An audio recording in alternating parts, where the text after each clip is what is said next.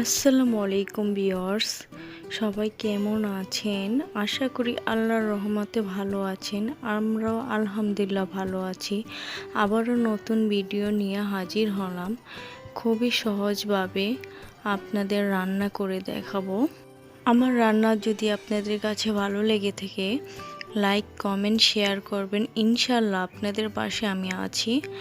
এ তো মিষ্টি কুমড়া আলু ডিম দিয়ে রান্না করব। প্রথমে মরিচ কুচি করে দিয়ে নিলাম, শুকনো মরিচ, পেঁয়াজ আর কাঁচা মরিচ দিয়ে দিলাম। আপনারা অবশ্যই পুরো ভিডিওটা দেখবেন, আপনাদের কাছে অনুরোধ রইল। ইনশাল্লাহ আপনাদের পাশে আমি আছি। কিভাবে রান্না করে নিচ্ছি দেখতে থাকুন আপনারা।